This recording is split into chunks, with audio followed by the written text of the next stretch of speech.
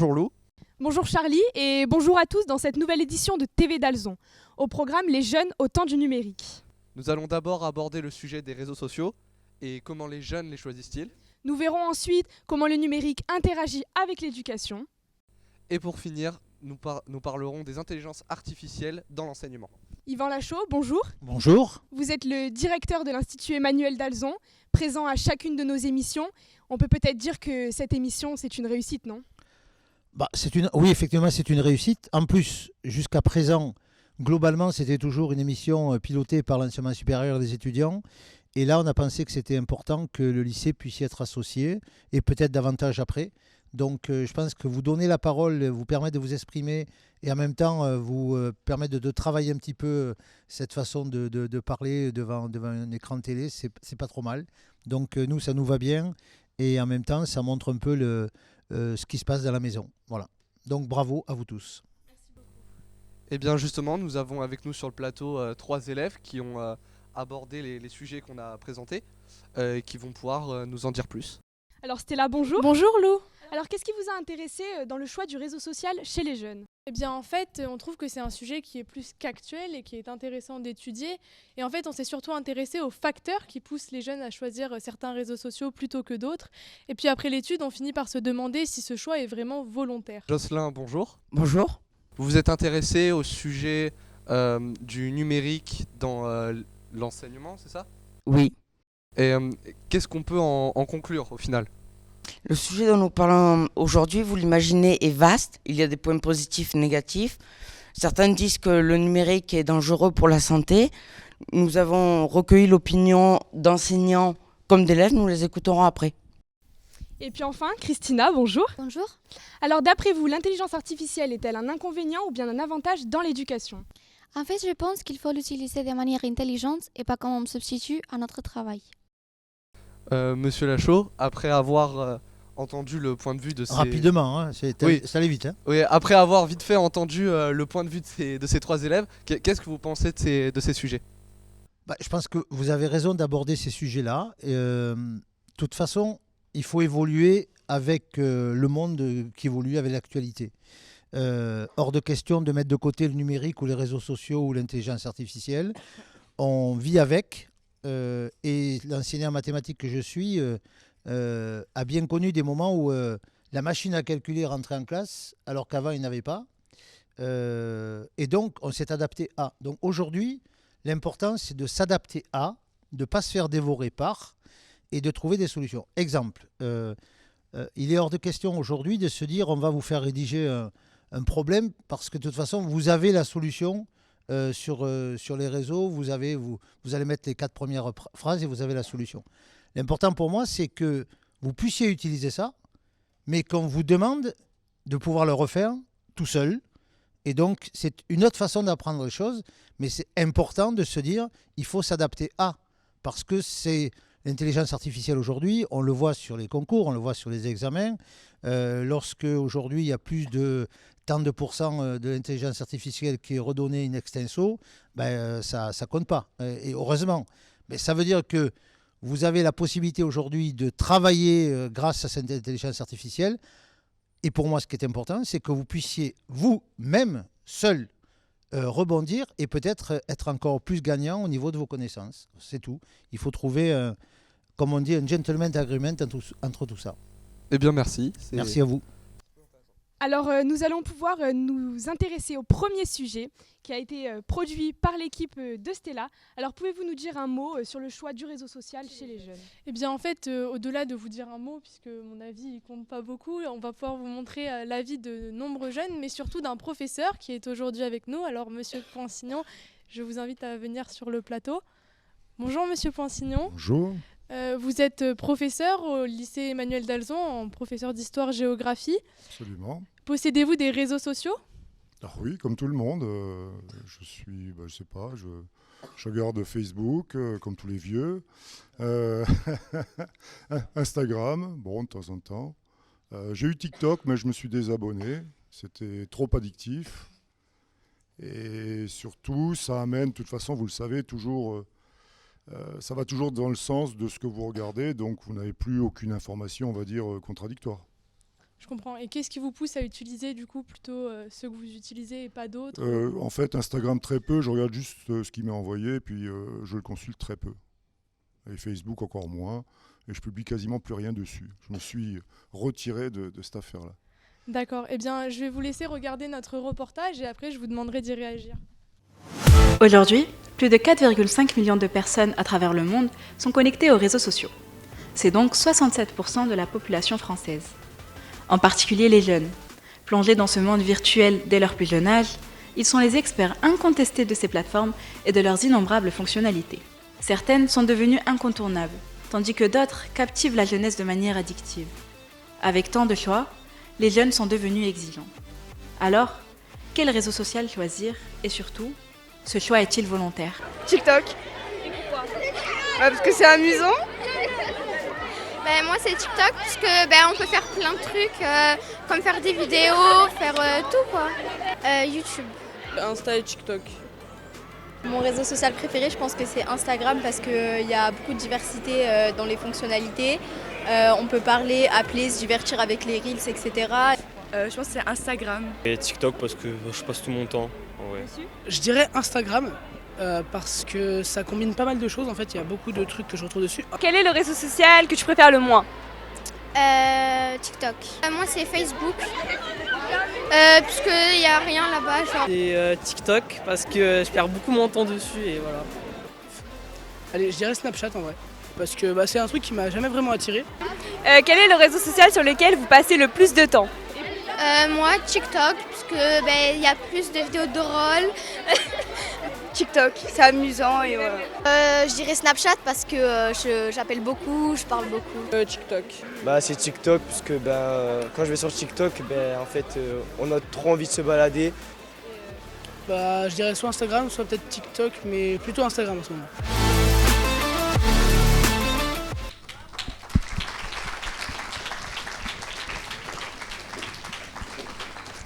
Monsieur Poinsignon, qu'avez-vous pensé de ce reportage? Je pense qu'il est tout à fait représentatif de votre génération. Maintenant, moi je remarque que dans le monde, les choses sont en train quand même d'évoluer. On voit en Chine qu'on tente de limiter le temps d'accès. On voit des pays qui parlent même de supprimer tous ces réseaux pour les enfants. J'ai vu qu'aux États-Unis, il y a une quarantaine de juges qui tentent de lancer une action contre tous les réseaux sociaux en partant du principe qu'ils manipulent. Et je crois qu'on en est comme avec le tabac il y a quelques années, on a affaire à une grande industrie qui essaie de nous faire croire que ça n'a pas beaucoup d'influence sur vous, pas beaucoup d'impact, mais en réalité ça impacte massivement sur votre façon de penser, votre façon de réfléchir, et que quelque part c'est quasiment même destructeur. Et vous pensez du coup qu'il n'y a que des facettes négatives aux réseaux sociaux ou Non, mais on en est comme avec toutes ces choses très addictives, on en est qu'au début. Et maintenant, il va falloir organiser, limiter l'accès, expliquer aux parents ce que ça induit, le fait de vous mettre un téléphone dans les mains dès l'âge de 2 ans ou d'1 an et demi, et en quoi ça impacte sur votre façon de réfléchir, vos résultats scolaires, etc. Par exemple, en Suède, on a tenté une expérience dans des quartiers dits difficiles. On a donné à tous les enfants du primaire des tablettes, en espérant peut-être que ça allait les aider dans leur travail scolaire. On s'est rendu compte que ça a naufragé leur niveau. D'accord. Donc vous voyez, c'est pas anodin. Aujourd'hui, on a les mesures PISA le disent, on a un niveau scolaire qui a beaucoup baissé. Et c'est notamment lié au fait que votre génération n'a pas pris l'habitude de lire. Parce que la lecture, c'est la clé, c'est une des clés de la réussite scolaire. Donc comprendre le vocabulaire, le langage, être capable de nuancer, d'avoir une compréhension des textes assez importante, tout ça, ça vous aide en français, en histoire-géographie, en mathématiques, dans plein de matières. Si vous n'avez pas la clé du langage écrit, parce que le langage oral et le langage écrit, c'est 2 langues différentes.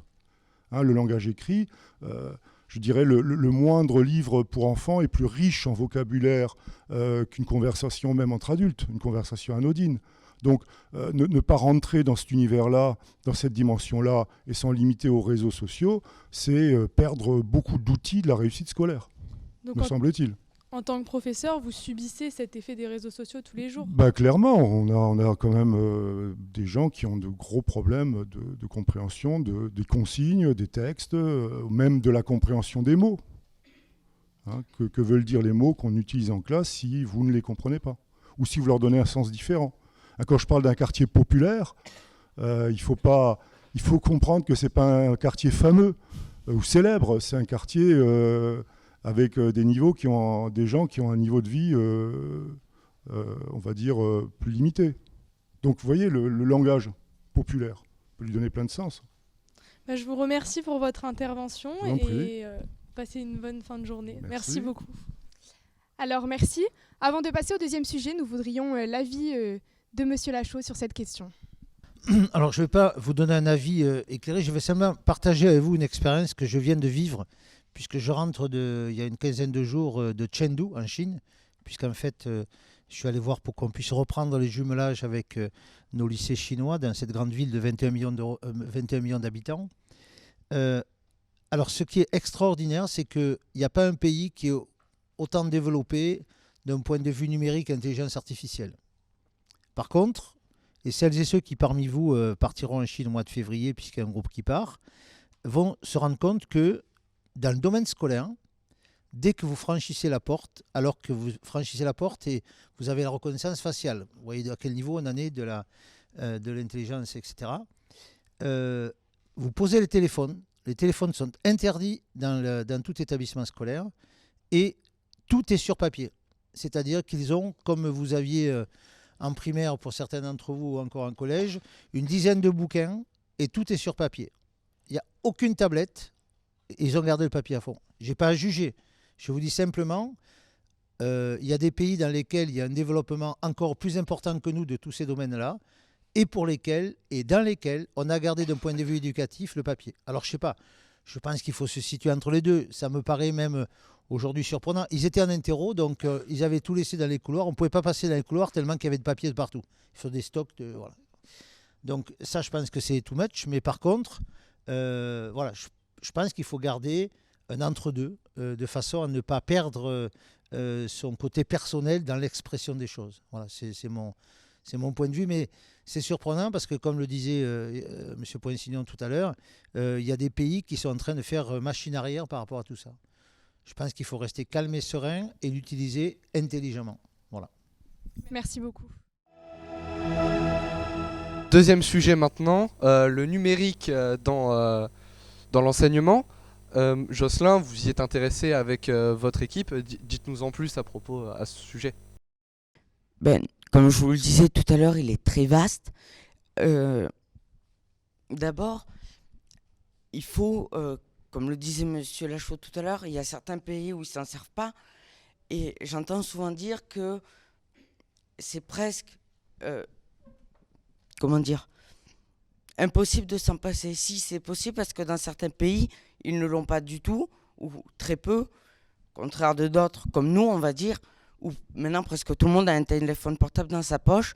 Je vous propose d'écouter l'avis des professeurs et des élèves que nous avons interviewés. Le numérique s'applique dans tous les domaines. Sa place dans l'éducation est récente, donc certaines questions se posent. Cet outil est-il un avantage ou un inconvénient pour les cours des enseignants et pour l'apprentissage des étudiants? C'est la question du jour. Alors, j'utilise le numérique pendant mes cours, notamment pour faire des diaporamas à montrer à mes élèves, pour leur mettre toutes les ressources nécessaires, que ce soit le diaporama vu en cours, les documents distribués en classe et aussi parfois pour leur amener d'autres ressources. Je suis assez attachée à la tradition. J'aime le toucher de la plume sur le papier. Et je pense que c'est justement important de passer par les sensations, notamment avec le toucher du stylo, par exemple, pour s'imprégner de nouvelles connaissances. Je conseille à mes élèves souvent de faire une utilisation modérée, tempérée du numérique, surtout des réseaux sociaux. Donc alors certes, on peut les utiliser de manière ludique, etc. Mais voilà, faut pas non plus que ça déborde trop sur le travail. Et aussi de faire attention à tout ce qui est intelligence artificielle, notamment avec l'arrivée de ChatGPT chez nos élèves. Je pense qu'il faut s'obliger lorsqu'on écrit par exemple des messages à pas faire de fautes d'orthographe et qu'il faut aussi toujours veiller aux sources lorsque l'on consulte des sites internet. Les mauvais côtés du numérique, c'est que ça reste définitif, même si après on efface un compte, ça reste. Donc c'est ce qui malheureusement est cause pour beaucoup de jeunes de harcèlement, de cyberharcèlement, etc. Pendant qu'on s'en sert en cours, on peut être distrait par autre chose, faire autre chose. Parce qu'on a de la chance dans notre société d'avoir accès facilement à l'informatique. Et ce que je conseillerais, ça serait de faire en sorte de savoir le doser et d'apprendre à l'utiliser bien. Je trouve qu'il y a plusieurs avantages, comme premièrement pouvoir montrer plus de choses, des vidéos, des films, quelque chose de plus pédagogique que de devoir lire dans son manuel ou écrire sur une feuille de papier.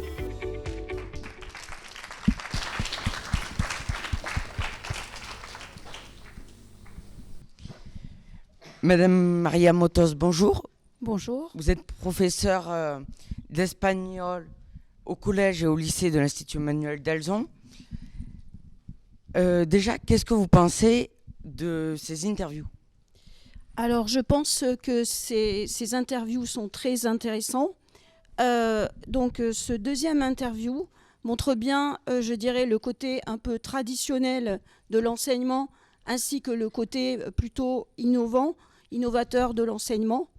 Et comme le disaient certains élèves, ainsi que M. Lachaud auparavant, il faut quand même rester dans la mesure. Merci. Maintenant, que pensez-vous en fait du numérique ? Alors écoutez, moi j'aime beaucoup utiliser le numérique dans mes cours parce que en tant que professeur de langue en espagnol, on a énormément de possibilités. D'ailleurs, tous les professeurs de langue peuvent utiliser ces possibilités. Par exemple, j'utilise quelque chose que les élèves adorent, que ce soit les petits comme les grands. Donc, au collège de la 6e jusqu'à la terminale, j'utilise une application qui est Kahoot, qui est un quiz en ligne. Et donc, c'est un concours, en fait.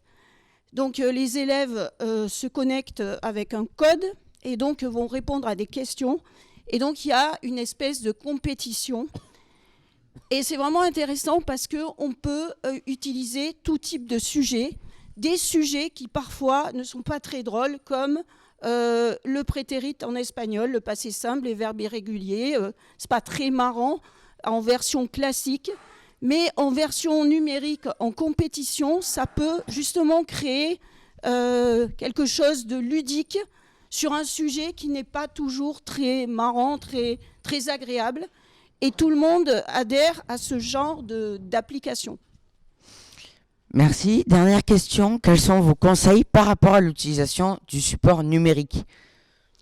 Alors, comme on a pu le dire avant, c'est vrai qu'il faut faire attention et qu'on doit quand même toujours écrire, toujours garder le papier, le crayon. Et c'est vrai que c'est vraiment important d'utiliser en fait les deux parce que je pense qu'ils sont complémentaires et qu'on ne peut pas ne plus utiliser de stylo ni de papier. Merci Madame Motos d'être Merci. intervenue. Merci beaucoup. Alors, nous allons pouvoir nous intéresser au troisième et dernier sujet de notre émission. Alors, ça a été fait par l'équipe de Christina. Pouvez-vous nous dire un mot sur les intelligences artificielles dans l'éducation aujourd'hui ? Et oui, en fait, mon équipe et moi, on a recherché et on a fait des investigations sur l'intelligence artificielle parce que c'est un thème, comme le sujet qu'on a déjà fait ici, c'est un thème très intéressant et très actuel dans les jeunes Et oui, je trouve personnellement que c'est très intéressant en fait. Du coup, on va regarder maintenant les recherches et on espère que tu vous aimerez bien. Merci. À l'ère de l'intelligence artificielle qui a bouleversé l'éducation, en permettant de résoudre aussi simplement que rapidement n'importe quel problème de maths et de disserter, il est important d'interroger le monde enseignant. Qu'en pensent les professeurs? Qu'en pensent les élèves? On voit cela ensemble. La première inquiétude serait dans les années à venir à ce que les professeurs soient totalement remplacés par une intelligence artificielle qui va évoluer. Moi, mon inquiétude serait de voir l'école de demain, l'école du futur, où les élèves en fait n'auraient pas de véritable professeur, un professeur vivant, un professeur devant eux, et où tous les élèves seraient à la maison, donc l'école à la maison. On a vécu l'école à la maison avec l'épidémie de la Covid. Qu'est-ce qu'on en retire aujourd'hui? Pas forcément que du positif. À un moment donné, l'intelligence artificielle rend énormément de services dans différents domaines, que ce soit la médecine, l'éducation, le sport, par exemple. Par contre, il est vrai que selon l'utilisation qu'on en fait, elle peut être négative puisqu'elle peut atrophier la créativité de certains. On peut le constater notamment dans l'éducation nationale, avec tous les logiciels d'IA qui sortent en ce moment. Mais elle est indispensable aussi pour des domaines dont la science, avec des calculs qui seraient absolument impossibles de faire ou de réaliser sans intelligence artificielle. Nous sommes Homo sapiens, voilà, et ça fait des millénaires que nous traversons en fait des épidémies, voilà, des guerres ou autres, et je pense qu'il faut se faire confiance.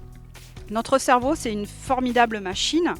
On ne l'exploite pas totalement. On dit souvent qu'on doit s'inspirer des modèles de la nature, et la nature n'aime pas les excès. Donc une absence totale d'intelligence artificielle n'est pas forcément en raccord avec notre temps. Par contre, l'utiliser à excès non plus. Si je devais donner un conseil, ça serait de, certes, utiliser l'intelligence artificielle, mais pour une aide, pas pour remplacer nos capacités. L'utiliser pour nous aider à avancer, mais être capable de se débrouiller sans elle. Chaque fois qu'on utilise une intelligence artificielle, est-ce que je suis capable, se poser la question, est-ce que je suis capable de me débrouiller sans ça, est-ce que je pourrais le faire sans elle? Il faut avoir une pensée propre, il faut que les lycéens, que les étudiants se fassent confiance. Pour ou contre, le débat reste ouvert.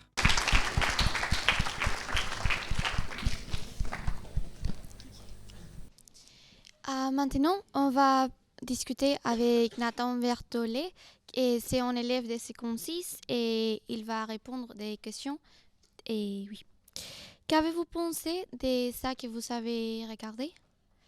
Je trouve personnellement que c'est une vidéo qui représente assez bien le sujet de l'ère moderne, qui est l'intelligence artificielle. Elle répond notamment à beaucoup de questions qu'on pourrait se poser, et c'est toujours intéressant d'avoir le point de vue justement des personnes concernées qui sont actuellement les professeurs. D'accord. Et après, comment vous utilisez les intelligences artificielles? Personnellement, je l'utilise comme un outil d'aide et aussi d'apprentissage, car il est toujours intéressant de l'utiliser afin de faciliter nos recherches, mais je ne l'utilise pas par exemple pour faire mes devoirs de français ou autre chose. Et finalement, que pourriez-vous faire pour améliorer votre situation avec l'intelligence artificielle? Essayer plus ou moins de la limiter. Pour le moment, je trouve que mon utilisation est plutôt bonne. Je ne dis pas qu'elle devrait servir d'exemple, mais je pense qu'elle est optimisée pour mon cas. Ce que je pourrais faire pour l'améliorer, ce serait de prendre plusieurs sources et de ne pas me baser seulement sur des intelligences artificielles qu'on peut trouver sur Internet. Merci beaucoup. Alors après avoir vu tous ces reportages, d'ailleurs merci à vous et merci à vos équipes, nous allons pouvoir demander l'avis du directeur adjoint au lycée de Nîmes, François Dufour. Bonjour. Bien, bonjour à tous. Mon avis sur ce sujet, c'est difficile de le résumer brièvement. Je dirais que selon moi, on assiste à une deuxième révolution de l'information. La première révolution de l'information, ça a été, et même une troisième quand j'y réfléchis. Première révolution de l'information, c'est l'écriture. Deuxième révolution de l'information, c'est l'invention du livre qui externalise l'information par rapport à celui qui la porte. Troisième révolution de l'information, probablement le numérique. Et cette révolution, on est loin d'en avoir constaté tous les effets. à la fois bénéfique et dévastateur. Mais il faut mesurer à quel point, dans l'histoire de l'homme, ce que nous vivons est un événement absolument colossal et vertigineux. Et bien évidemment, chaque fois qu'un événement de cet ordre-là se produit dans l'histoire de l'homme, on le voit avec l'écriture et l'invention du livre, la circulation de l'information doit bien évidemment être ordonnée à la lumière de celui qui la porte. Ça, c'est le premier point. Et puis le deuxième point, moi qui m'intéresse beaucoup en tant que directeur adjoint du lycée et en tant que professeur de français, c'est la différence entre le savoir et l'information. Je pense que les générations que vous êtes bénéficient d'une chance absolument phénoménale. C'est-à-dire qu'en quelques clics, en quelques mots-clés, vous avez accès à une somme d'informations vertigineuses, je dirais même hypnotique, dans le sens où on ne sait plus très bien ce que l'on voit. Et ce à quoi je vous invite en tant que... Parce que moi je l'ai vu l'Ancien Monde, j'y étais dans cet Ancien Monde. Et je sais ce que cela coûtait d'obtenir un savoir à travers la quête d'une information. L'information était le filtre par lequel on accédait au savoir. Aujourd'hui, l'erreur serait de penser que l'information est un savoir. Ce n'est pas le cas. Si je vais sur Internet, si je me connecte, j'ai accès à une info. Je n'ai pas accès à un savoir. Or, beaucoup de jeunes, et de moins jeunes, ma génération est concernée également, confondent les deux. Savoir et s'informer, ce sont deux choses différentes. Le savoir, c'est lorsqu'on a maturé ce dont on s'est informé. Passer au filtre de notre sensibilité, de notre expertise, de tous les algorithmes de notre culture géographique, littéraire, scientifique. Et c'est là, je pense, que le bas blesse. Et c'est là que le bas blesse parce que, pour conclure, on est dans un monde de l'urgence permanente où il faut dire plutôt que réfléchir. Ça, c'est le deuxième point. Et pour conclure, je sais que le gouvernement, évidemment, suit de près ces sujets. Nous, professeurs, évidemment, ces sujets nous habitent au quotidien. J'ai cru comprendre une campagne de publicité, une campagne de communication plutôt, a été publiée d'ailleurs ce matin dans le Midi Libre. Et les citoyens français pourront avoir accès à des conseillers numériques. J'invite les jeunes d'ailleurs à s'intéresser à cela. Une carte des conseillers numériques locaux sera publiée sur Internet de manière à pouvoir avoir des relais qui permettent à chacun d'avoir une utilisation raisonnée et intelligente.